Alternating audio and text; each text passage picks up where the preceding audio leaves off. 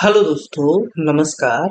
देखिए कि जैसे आज हम बात करेंगे कि कहाँ बैठे हैं आपके 6, 8, 12 भाव के स्वामी, ये क्यों महत्वपूर्ण हो जाता है। देखिए कि अगर आप ये देख लेंगे कि वो जो प्लेनेट है जो छठे, 8वें, 12वें भाव का स्वामी है, एक तो वैसे पराशर जी के नियम से सबको पता ही होगा कि वो उनको अच्छा नहीं माना जाता है। लेकिन अगर आप उसका इफेक्ट सच में ये जान पाएंगे कि वो किस हद तक उस भाव को खराब कर रहा है या डैमेज कर रहा है, तो जो भी आपकी कुंडली है या फिर जो भी क्लाइंट है, आप उसको ये बता पाएंगे कि जीवन के इस क्षेत्र में आपको थोड़ा-सा दिक्कत रहेगा, तो उसलिए आप वहाँ पर ना जाएँ। और ये भी बता पाएँगे कि किन चीज़ों से आपको सावधान रहना है और कहाँ पर आपको ज़्यादा मुसीबत आ सकती है। इसलिए ये आवश्यक है कि आप अपने छठे, 8वें, 12वें भाव के स्वामी को कुंडली में देखिए कि वो कहाँ पर बैठे हैं। अब इसको कैसे देखा जाता है, इसके नियम क्या हैं, इस पे हम बात करेंगे। साथ में 2 उदाहरण कुंडली को लेकर भी हम समझेंगे। तो सबसे पहले देखिए कि यहाँ पर लिखा हुआ है कि sitting in 3, 6, 8, 12 Lord in 12th house is good. मतलब क्या हुआ इसका कि जो छठे, 8वें, 12वें भाव के स्वामी हैं, अगर वो इन्हीं भाव में बैठ जाए, जैसे आप देखिए कि यहाँ पर हरा डॉट लगा हुआ है, इसका मतलब क्या हुआ कि अगर छठे का स्वामी आपके किसी के कुंडली में 12वें भाव में बैठ जाए, या फिर आपका 8वें में बैठ जाए, या 8वें का स्वामी तीसरे में बैठ जाए, तीसरे का स्वामी 8वें में बैठ जाए, तो फिर ये अच्छा है। क्योंकि देखिए कि ईश्वर ने जो कुंडली बनाई है, ठीक है, वो मतलब सबकी कुंडली में, आपकी कुंडली हो, मेरी कुंडली हो, ऐसा नहीं होगा कि छठा, 8वां, 12वां भाव जो बुरे भाव हैं, वो गायब हो जाएं, वो एग्जिस्ट करेंगे। लेकिन अब ये मैटर करता है कि उनके जो स्वामी है वो कहाँ पर बैठे। अगर एक सामान्य किसी व्यक्ति से पूछेंगे जिसको थोड़ा बहुत अभी उसने ज्योतिष शुरू किया है, तो वो भी कहेगा कि जो बुरे भाव के स्वामी है वो इन्हीं भाव में बैठ जाएं तो ये ज्यादा अच्छा है। बजाय कि आप सोचिए कि अगर मैं कहूँ कि मुझे कुंडली बनाना है आपकी और हम आपके छठे, 8वें के स्वामी को लग्न में बैठा दे रहे हैं, ये कैसे अच्छा होगा। तो ये समझ में आ रहा है कि अगर जो भी छठा भाव का स्वामी है, 8वें भाव का स्वामी है, वो अगर आपके त्रिकोण में बैठे, ये सबसे ज्यादा बुरा होता है। यहाँ पर देखिए कि sitting in trine is very bad. इसका मतलब क्या हुआ, जो त्रिकोण होता है वो आपके एबिलिटी को दिखाता है कि आपके अंदर कितनी क्षमता है, आप कितना प्रयास कर सकते हैं, क्या क्या आपको मिला हुआ है। तो उसमें तो बिल्कुल भी ये अच्छा नहीं माना जाता है। फिर उसके बाद केंद्र में यानी कि क्या आपको प्राप्ति होगी, ये भी केंद्र ये दिखाता है एक तरीके से। वैसे केंद्र त्रिकोण की फिलॉसफी बहुत गहरी है, इस पे किसी और दिन बात कर लेंगे। लेकिन केंद्र में भी बैठे ये भी वैसे बुरा माना जाता है, उतना अच्छा नहीं माना जाता है। तो अगर आपके छठे, 8वें, 12वें भाव के स्वामी इन्हीं भाव में जाए तो ये सबसे अच्छा है, ठीक है। अब आगे बढ़ते हैं, अगला नियम क्या कहता है। अभी हम 2 कुंडली के उदाहरण से भी समझेंगे, तो आप इसको अंत तक देखिए। आपको ये बहुत मैं मेरी एश्योरिटी है कि आपको ये नियम बहुत अच्छा लगेगा कि क्यों इसको देखना चाहिए। अब देखिए कि इसमें लिखा हुआ है कि अगर कोई मेल्फिक प्लेनेट छठे, 8वें, 12वें भाव का स्वामी है, वैसे ये लिखा अंग्रेजी में है, मैं इसको हिंदी में नरेट कर रहा हूँ क्योंकि जिन लोगों को इंग्लिश में समझना है वो देख सकते हैं, मैं बता दे रहा हूँ। ये लिखा ये है, आप समझिए कि जो छठे, 8वें, 12वें भाव के स्वामी है, किसी किसी कुंडली में ऐसा बन होता है कि वो ग्रह आपके, जैसे मान लीजिए कि किसी का कर्क लग्न है, कर्क लग्न में 8वें का स्वामी आपका शनि बनेगा, ठीक है। अब देखिए कि शनि, इसको समझिएगा कि शनि एक तरीके से नैसर्गिक पापी ग्रह है और ऊपर से वो 8वें का स्वामी है। तो शनि एक तो बुरा रिजल्ट देना भी चाहता है, बुरा प्लेनेट भी बना, तो ये सबसे ज्यादा गंभीर स्थिति है। कहने का मतलब है कि यदि शनि मंगल आपके छठे, 8वें, 12वें के स्वामी बनते हैं और वो फिर कहीं आकर के त्रिकोण में, केंद्र में बैठते हैं, तो ये ज्यादा डैमेज करेंगे। बजाय कि यदि कोई छठे, 8वें, 12वें का स्वामी शुभ ग्रह है, जैसे कि आपका बुध हो गया, गुरु हो गया, शुक्र हो गया, ठीक है, ये जो ग्रह होते हैं, ये ग्रह जो है वो आपके कह लीजिए कि छठे, 8वें, 12वें के स्वामी बनेंगे, लेकिन ये उतना डैमेज नहीं करेंगे। वैसे तो डैमेज ये भी करेंगे, लेकिन इनकी जो मार होगी वो बहुत ही सौम्य तरीके से होगी। अब वैसे तो इस पे मैंने एक वीडियो बनाया है कि यदि कुंडली के नैसर्गिक कारक ग्रह अशुभ ग्रह बन जाए तो क्या होता है, आप उसको देखिएगा। तो अभी हम इसकी फिलॉसफी में नहीं जाएंगे, उसको मैंने बहुत अच्छे से समझाया है। उसका भी टाइटल भी यही है कि छठे, 8वें, 12वें के स्वामी नैसर्गिक शुभ ग्रह बन जाए, तो वो आप उसको देखिएगा तो आपको ये ज्यादा समझ में आएगा। खैर आगे बढ़ते हैं।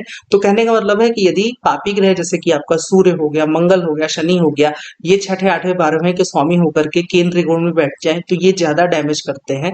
बजाय कि यदि आपका बुध हो गया, शुक्र हो गया या फिर गुरु हो गया, ये छठे, 8वें, 12वें के स्वामी होकर के आपके केंद्र त्रिकोण में बैठ जाए तो ये उनके मुकाबले कम डैमेज करते हैं। वैसे खराब दोनों ही स्थितियों में होगा, ये ध्यान रखिएगा। ठीक है, अब ये क्या लिखा हुआ है, also check the auspicious effect on the planet. इसका क्या मतलब हुआ, देखिए जैसे कि मैं एक बात कहना चाहूंगा कि जैसे थोड़ा सा तारतम्य हम हमेशा नियमों के आधार पर नहीं चल सकते, थोड़ा सा तारतम्य आपको अपनी बुद्धि से खुद भी करना पड़ेगा, इसीलिए ज्योतिषी की जरूरत होती है, वरना इतने अच्छे अच्छे सॉफ्टवेयर हैं वही ना गणना कर दे। कहने का मतलब है कि कोई ग्रह, जैसे मान लीजिए अभी मैंने कह तो दिया कि मंगल कुंडली का 8वें का स्वामी बन करके त्रिकोण में या केंद्र में बैठे तो वो अच्छा नहीं होगा, ठीक है, ये बात मैंने बता दी। लेकिन उस मंगल को मान लीजिए कि कुंडली का त्रिकोण का स्वामी देख रहा है, उस मंगल को मान लीजिए अष्टकोण में अच्छे बिंदु मिले हैं, वो मंगल आपका वर्ग कुंडलियों में शुभ ग्रह की राशियों में गया है, जो मैंने सुदर्शन चक्र वाले वीडियो में बताया था। इसका मतलब कि जो प्लेनेट का नेगेटिव रिजल्ट था वो कुछ हद तक डाइल्यूट हुआ, एक बात।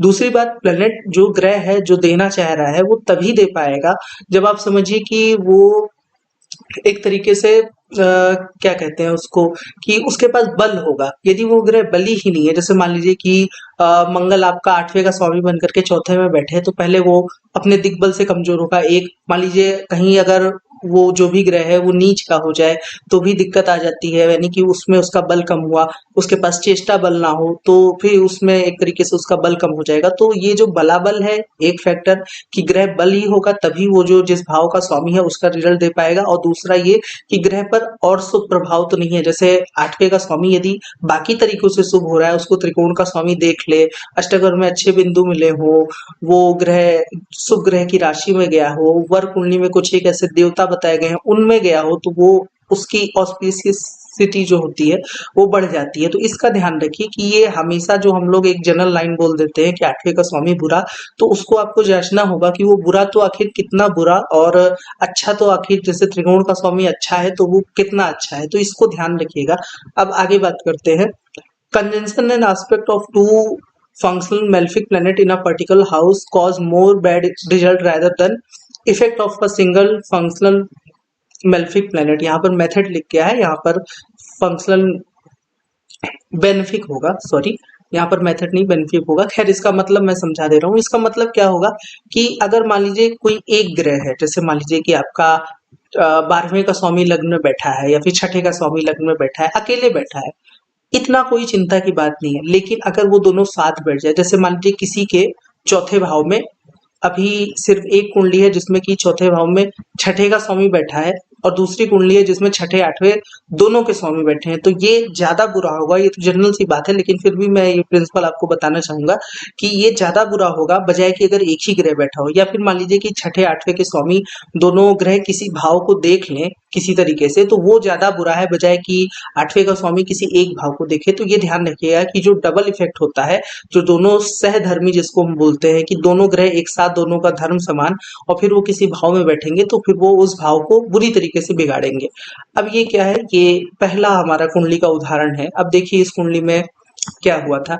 अब देखिए कि ये जो कुंडली है, आप इसमें देखिए कि जो 8वें का स्वामी बनता है वो आपका शनि बनता है, ठीक है, वो मंगल बनता है, मेष यहाँ पे लिखा है, और जो छठे का स्वामी है वो शनि है, और जो 12वें का स्वामी है वो सूर्य है। और जो सूर्य मंगल है आप देखिए कि ये दशम भाव में बैठे हैं, और दशम भाव में न सिर्फ बैठे हैं बल्कि जो छठे का स्वामी है वो इस युति को देख रहा है। इसका मतलब क्या हुआ कि आपके 8वें और 12वें भाव के स्वामी दशम भाव में बैठे हैं और उसको जो छठे का स्वामी है वो देख रहा है।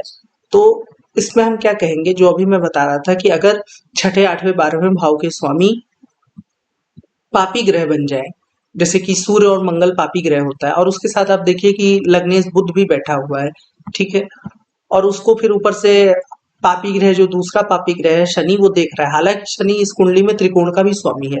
अब इनके साथ हुआ क्या, देखिए मैं वो बता देता हूँ। जैसे देखिए कि इनकी एक दुकान थी, पैतृक दुकान थी, वो लोहे की एक दुकान थी, और इसमें हुआ क्या कि जब 84 के दंगे हुए थे उस समय आप देखिए कि मैंने दशा भी लगाई हुई है, ठीक है।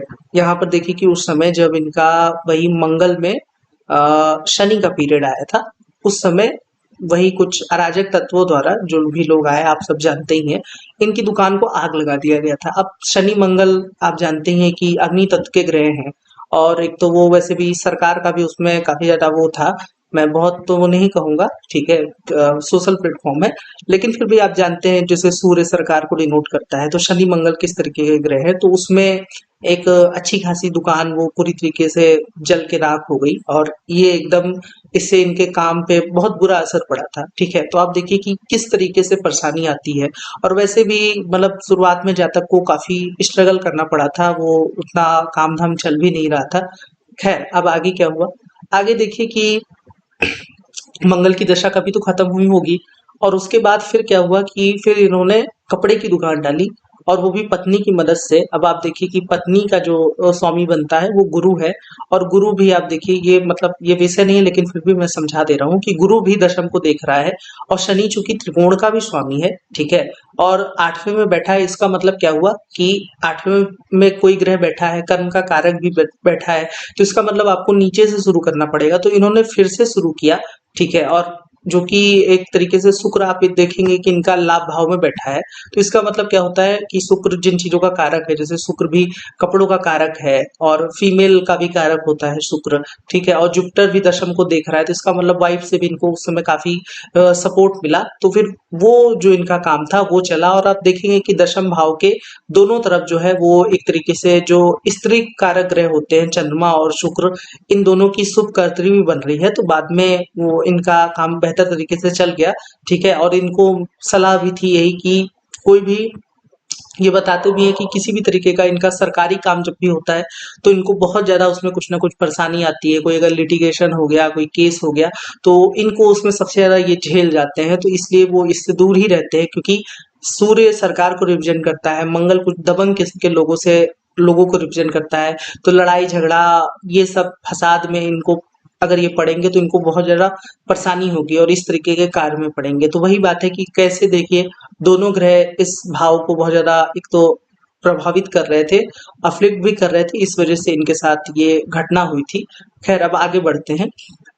इसमें वही लिखा हुआ है, एट लॉर्ड मंगल और 12वें भाव का स्वामी दशम में बैठा है। ठीक है, और वही है कि इनके दुकान को जला दिया गया था।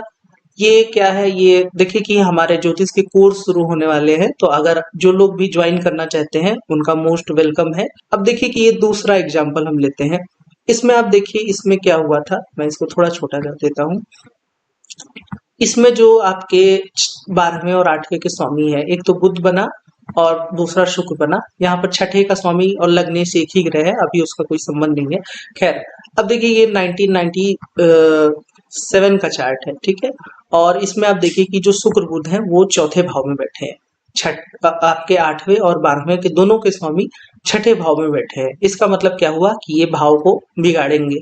लेकिन ये दोनों ग्रह शुभ ग्रह भी हैं, तो आप जानते हैं कि शुभ ग्रह किस तरीके से भाव को बिगाड़ेगा। अब ये जिनका ये लड़का है, क्योंकि ये फादर मेरे पास चार्ट दिखाने आए थे, तो इसमें हुआ क्या कि इनके फादर काफी बड़े व्यापारी हैं ज्वेलरी के। और इनका कहना था कि बच्चा बहुत एक तरीके से कह लीजिए आलसी है, कुछ काम धाम नहीं करता है, क्योंकि शुरू से उसके पास कंफर्ट था। आप देखिए कि जो तीसरे भाव में एक तो दोनों त्रिकोणाधिपति बैठे हैं, चंद्रमा और आपका गुरु बैठा है। और एक तो चंद्रमा जो है वो इनके लग्नेश को देखता, वो जो गुरु है वो इनके लग्नेश को देखता भी है। ठीक है, जो गुरु है वो इनके लग्नेश को देख रहा है और साथ में चंद्रमा के साथ बैठा है, यानी कि फादर हाउस लॉर्ड के साथ बैठा है। ठीक है, तो इसका मतलब इनको काफी और चौथे में एक तो शुक्र बुध, तो एक तरीके से कंफर्ट बहुत मिला हुआ है। और थोड़ा सा लड़का भी जो है वो कंफर्ट जिंदगी अपना उसी में रह गया। और लग्नेश जब भी 11वें में हो, चौथे में हो, तो ये थोड़ा सा दे देता है कि व्यक्ति अपना जो सुख सुविधा है उससे बाहर नहीं निकल पाता है। तो ये इस चार्ट में एक दिक्कत रही थी, जिसकी वजह से ग्रोथ नहीं हो पाई थी, क्योंकि व्यक्ति को आगे बढ़ने के लिए भाई उसको कुछ ना कुछ तो करना पड़ेगा। लेकिन आगे इनकी जो दशा थी, अभी तो खैर राहु के साथ मंगल बैठा है। अब आप खुद सोचिए कि राहु जैसा ग्रह हो लग्नेश के साथ और चौथे भाव में दो शुभ ग्रह, जो कि आपका बुध और शुक्र बनते हैं। बुध शुक्र किस तरीके के कारकत्व को रिप्रेजेंट करते हैं, तो वो भी इसी तरीके का भोग विलास को रिप्रेजेंट करते हैं। और वो भी अगर 12वें का स्वामी बन करके शुक्र बैठा हो, 8वें का स्वामी बन करके बुध बैठा हो, तो सबसे पहले तो मेरी सलाह थी कि इनको घर से आप थोड़ा सा कहीं दूर भेजिए, कहीं दूर रखिए। ऊपर से इनकी आने वाली जो दशा थी इस चार्ट में वो गुरु की थी और गुरु लग्न को देख भी रहा था। तो इसमें ये भी सलाह थी कि आप इनको बाहर भेजिए, कहीं कुछ ट्रेनिंग दिलवाना चाहते हैं तो वो भी दिलवाइए। तो इन्होंने इसमें किया भी, आगे इनको अच्छा रिस्पॉन्स भी मिला। बताया कि वो जैसे जो ज्वेलरी बनती है उसी में इन्होंने लड़के को भी आगे पास ऑन किया, क्योंकि वो दुकान आगे यही रन करेंगे जो काम धाम है। तो उसके बाद वो इसको सीख रहा है, तो अभी थोड़ा सा इनको रिलीफ है, वरना जब तक राहु की दशा थी और अभी जुपिटर की दशा शुरू नहीं हुई है, लेकिन उससे जब जुपिटर की दशा आएगी तो मुझे लगता है कि आगे चीजें और ज्यादा सही हो जाएंगी। लेकिन उससे पहले ये बहुत परेशान थे और ये परेशानी इसी वजह से आई। तो वही मैं बता रहा था, मंगल शनि थे तो आप देखिए कि सीधा कोई आया और अचानक से आग लगा दिया। लेकिन जो शुक्र बुध होंगे तो वो वही है ना, कंफर्ट है, बहुत ज्यादा सुख सुविधा है। लेकिन उन्हीं सुख सुविधाओं की वजह से जातक की तरक्की रुकी हुई है, घर वाले परेशान हैं। ठीक है, तो इसका ध्यान रखिएगा कि ग्रह के नैसर्गिक कारकत्व क्या होते हैं। इस पे मतलब ये हमेशा डिपेंड करता है कि उसको किस तरीके का फल मिलेगा। ठीक है, तो वही है, two natural benefic planet becomes eight lord, ये आप पढ़ लीजिएगा। वीडियो आपको अगर अच्छा लगा हो तो वीडियो को लाइक जरूर कर दीजिएगा और मेरे चैनल को भी सब्सक्राइब कर लीजिएगा। अगर आपको इस विषय से संबंधित कोई भी डाउट रह गया हो तो आप नीचे कमेंट सेक्शन में पूछ सकते हैं। अगर आप मुझसे कंसल्टेशन लेना चाहते हैं तो आप इस नंबर पे व्हाट्सअप कर सकते हैं या फिर ईमेल कर सकते हैं। मेरा इंस्टाग्राम भी आप चाहे तो फॉलो कर सकते हैं। ठीक है, आज के लिए इतना ही रखते हैं, तब तक के लिए धन्यवाद।